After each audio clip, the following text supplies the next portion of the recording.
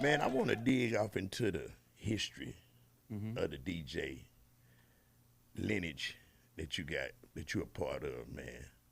I know we talked about it last time. You say that your grandfather, your daddy, Hmm. you, you trained your brothers. Hmm. I mean, it's a family of DJs. You got, man. It's definitely in the blood. Um, I don't even know how to describe it. It's a feeling or a vibe that's that the average person don't get. Like I told you the last time, I didn't even know my old man DJ, but I had a passion for it. Mm, You know what I mean? And my grandfather at the time, Sonny Boy, when I would go visit him, he would literally give me tapes to go listen to. Go check that out. Every time I go see him, here you go, here go a tape. Go check that out. And I'm seeing all this equipment. I'm thinking he just listening to music. I didn't even know he was a DJ. that's cold. Hmm. Man, that's cold. Yeah. Yeah. So when you start putting it together, you like, hold on. Yeah. When I started putting it together, my old man, you know, when I say he was, let me say, so if it was 83, 84, he probably was 22, 23. He would come in a electric 225 to visit me. Um, I used to hear him before he even came.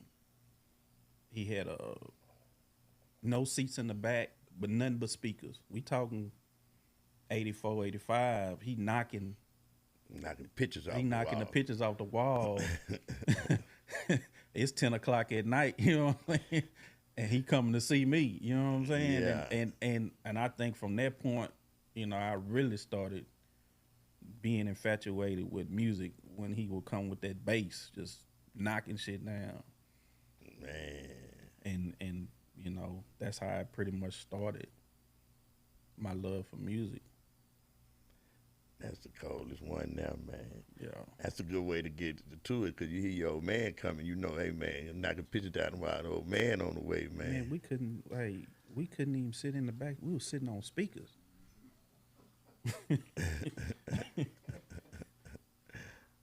Boy, say sitting on Sitting speakers. on speakers. Back in the 80s how it was, Yeah, man. yeah, They could call it with yeah, the solo beard. yeah, That was his yeah. generation. Yeah. Six Well, by nines, the yeah. solar berries, the Isoberg, Solo Berg, the dome. They really call it the dome. yeah. When you had all speakers in the back seat, you ain't have no back seat, and that's how he used to roll. That's too real there. Yeah. That's too real there, man. Hmm. I remember them dome days, man. Boys used to have them domes, man. Yeah. Man. So when did you start seeing him actually DJ? Like, When I moved to Houston in '97, okay, uh,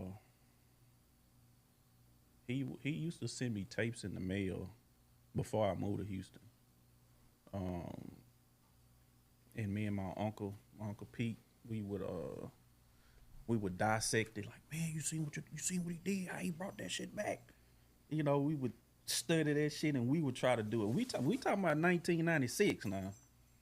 We was dissecting it then. I was going to school and making mixtapes. Yeah, trying to figure it out. trying to figure it out. I'm like, damn, how he chopped that? I got a CD player and I'm hitting the skip button. I'm thinking I'm chopping. Not even knowing the formula of it though. But shit, when I moved to Houston in '97, uh, I think I told you the last time he didn't even have turntables. He had a reel to reel in the tape deck. Damn. Yeah, that's how he was doing it. On the rear to rear. A reel to reel in the tape deck that he manufactured. Oh, that's too hard there.